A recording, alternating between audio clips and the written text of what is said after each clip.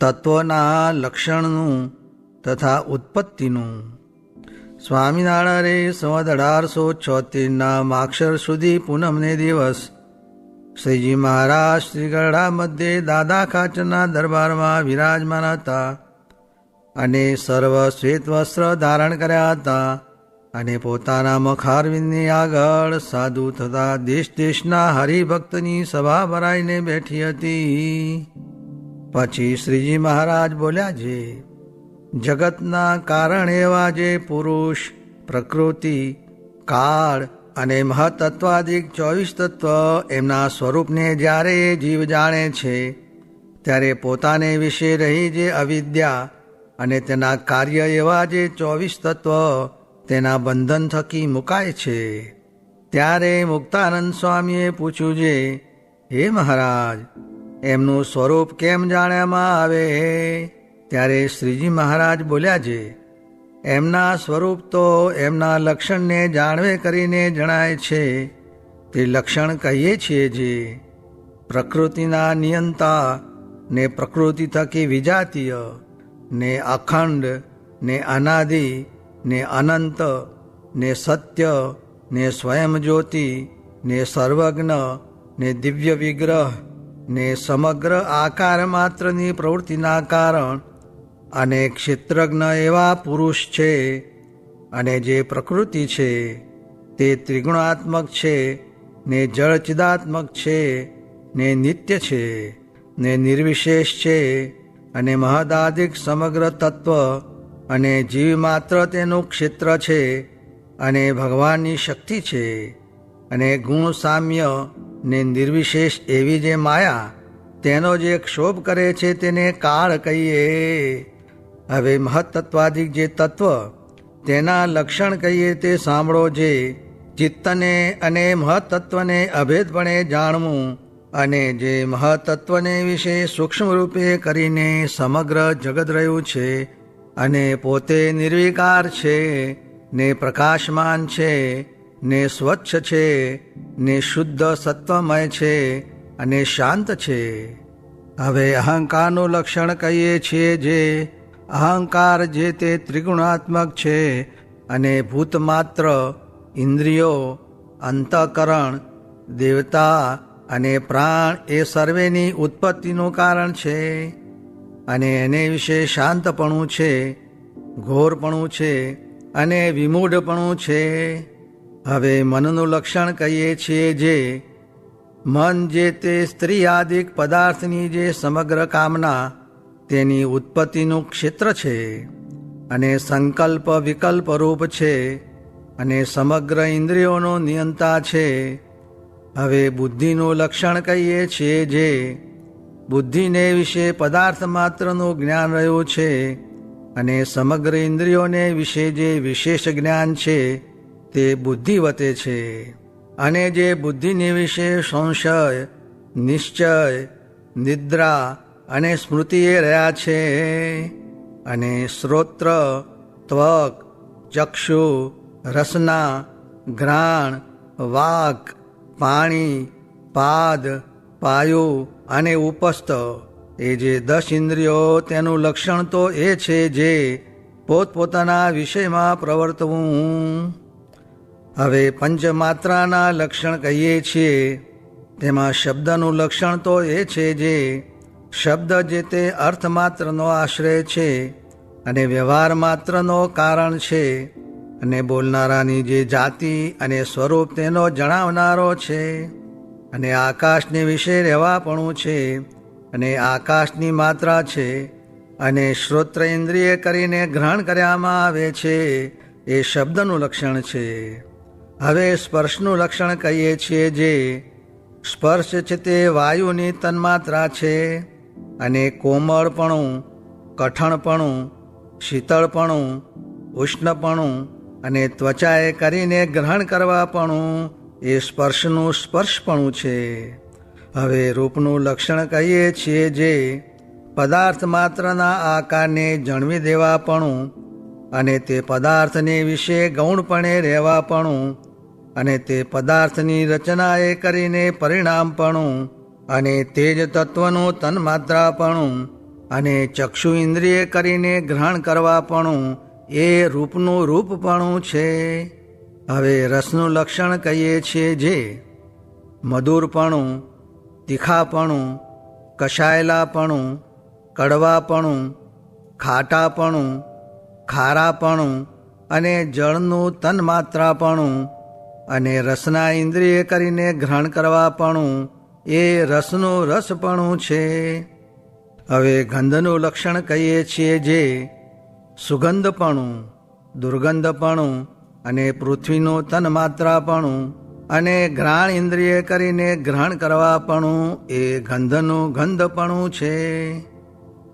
હવે પૃથ્વીનું લક્ષણ કહીએ છીએ જે સર્વ જીવ માત્રનું ધારવાપણું અને લોકરૂપે કરીને સ્થાનપણું અને આકાશાદિક જે 4 ભૂત તેનું વિભાગ કરવાપણું અને સમગ્ર ભૂત પ્રાણી માત્રના શરીરનું પ્રગટ કરવાપણું એ પૃથ્વીનું લક્ષણ છે. હવે જળનું લક્ષણ કહીએ છીએ જે પૃથિવ્યાદિક દ્રવ્યનું પિંડીકરણ કરવાપણું ને પદાર્થને કોમળ કરવાપણું અને ભીનું કરવાપણું ને તૃપ્તિ કરવાપણું ને પ્રાણી માત્રને જીવાડવાપણું ને તૃષાની નિવૃત્તિ પમાડવાપણું ને તાપને ટાળવાપણું અને બહુપણું એ જળનું લક્ષણ છે. હવે તેજનું લક્ષણ કહીએ છીએ જે પ્રકાશપણું ને અન્નાદિકને પચવી નાખવાપણું ને રસને ગ્રહણ કરવાપણું ને કાષ્ટનું ને હૃતદ્રવ્યાદિકનું ગ્રહણ કરવાપણું ને ટાઢને હળવાપણું ને શોષણ કરવાપણું અને ક્ષુધા ને તૃષા એ તેજનું લક્ષણ છે.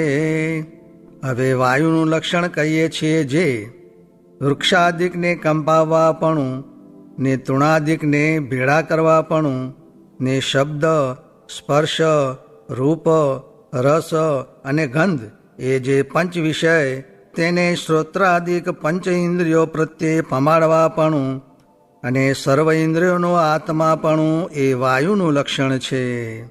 હવે આકાશનું લક્ષણ કહીએ છીએ જે સમગ્ર જીવ માત્રને અવકાશ દેવાપણું ને ભૂત પ્રાણી માત્રનો જે દેહ તેનો માહિલો વ્યવહાર અને દેહનો બાહેરનો વ્યવહાર તેનું કારણપણું અને પ્રાણ, ઇન્દ્રિયો અને અંતઃકરણ એ સર્વનું સ્થાનકપણું એ આકાશનું લક્ષણ છે.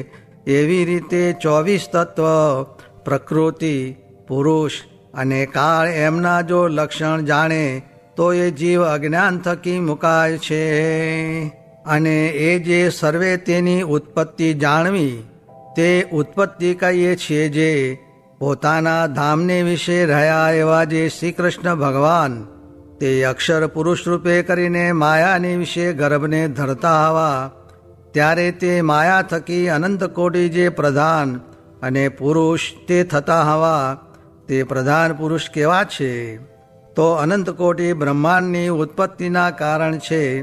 તે મધ્યે એક બ્રહ્માંડની ઉત્પત્તિના કારણ જે પ્રધાન પુરુષ તેને કહીએ છીએ જે પ્રથમ પુરુષોત્તમ એવા જે શ્રી કૃષ્ણ ભગવાન તે પુરુષ રૂપે કરીને પ્રધાનને વિશે ગર્ભને ધરતા હવા પછી તે પ્રધાન થકી મહતત્વ ઉત્પન્ન થતું હોવું અને મહતત્વ થકી 3 પ્રકારનો અહંકાર ઉત્પન્ન થતો હોવો તેમાં સાત્વિક અહંકાર થકી મન અને ઇન્દ્રિયોના દેવતા ઉત્પન્ન થતા હવા અને રાજસ અહંકાર થકી 10 ઇન્દ્રિયો, બુદ્ધિ અને પ્રાણી ઉત્પન્ન થતા હવા અને તામસ અહંકાર થકી પંચભૂત અને પંચતન માત્રા એ ઉપજતા હવા એવી રીતે સમગ્ર તત્વ ઉપજ્યા. પછી તે પરમેશ્વરની ઈચ્છાએ પ્રેર્યા થકા પોતપોતાને અંશે કરીને ઈશ્વર અને જીવના દેહને સૃજતા હવા તે ઈશ્વરના દેહ તે વિરાટ, સૂત્રાત્મા અને અવ્યાકૃત અને જીવના દેહ તે સ્થૂળ, સૂક્ષ્મ અને કારણ અને વિરાટ નામે જે ઈશ્વરનો દેહ તેનું દ્વિપરાર્ધ કાળ પર્યંત આયુષ છે અને તે વિરાટ પુરુષના એક દિવસને વિશે 14 મન્વંતર થાય છે અને જેવડો એનો દિવસ છે તેવડી જ રાત્રિ છે અને જ્યાં સુધી એનો દિવસ હોય ત્યાં સુધી ત્રિલોકીની સ્થિતિ રહે છે, અને જ્યારે એની રાત્રિ પડે છે ત્યારે ત્રિલોકીનો નાશ થાય છે. તેને નિમિત્ત પ્રલય કહીએ.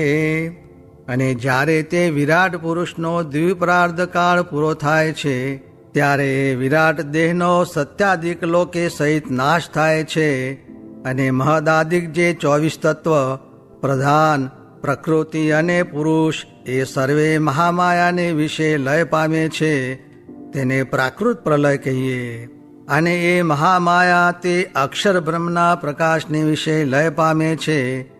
જેમ દિવસને વિશે રાત્રિ લય પામે છે તેમ લય પામે છે. તેને આત્યંતિક પ્રલય કહીએ. અને દેવ દૈત્ય અને મનુષ્યાદિકના જે દેહ તેનો જે ક્ષણ ક્ષણ પ્રત્યે નાશ તેને નિત્ય પ્રલય કહીએ. એવી રીતે જે વિશ્વની ઉત્પત્તિ સ્થિતિ અને પ્રલય તેને જો જાણે તો જીવને સંસારને વિશે વૈરાગ્ય થાય અને ભગવાનને વિશે ભક્તિ થાય છે. અને જ્યારે સર્વે બ્રહ્માંડનો પ્રલય થાય છે ત્યારે જે સર્વ જીવ છે તે તો માયાને વિશે રહે છે, અને જે ભગવાનના ભક્ત છે તે તો ભગવાનના ધામમાં જાય છે. ત્યારે વળી મુક્તાનંદ સ્વામીએ પૂછ્યું છે, તે ભગવાનનું ધામ કેવું છે? ત્યારે શ્રીજી મહારાજ બોલ્યા છે, તે ભગવાનનું ધામ તો સનાતન છે, નિત્ય છે, અપ્રાકૃત છે, સચ્ચિદાનંદ છે, અનંત છે અને અખંડ છે. તેને દૃષ્ટાંતે કરીને કહીએ છીએ. જેમ પર્વત વૃક્ષાદિકે સહિત અને મનુષ્ય પશુ પક્ષી આદિકની જે આકૃતિ તેણે સહિત એવી જે આ સમગ્ર પૃથ્વી તે કાચની હોય, અને આકાશને વિશે જે સમગ્ર તારા તે સર્વ સૂર્ય હોય, પછી તેને તેજે કરીને તે સમગ્ર આકૃતિએ સહિત કાચની પૃથ્વી જેવી શોભે તેવી શોભાએ યુક્ત ભગવાનનું ધામ છે. એવું જે ભગવાનનું ધામ તેને ભગવાનના ભક્ત છે તે સમાધિને વિશે દેખે છે, અને દેહ મૂક્યા પછી એ તેજોમય જે ભગવાનનું ધામ તેને પામે છે. ઇતિ વચનામૃતમ. એ રીતે ગરડા પ્રથમ પ્રકરણનું 12મું વચનામૃત જે તે થયું.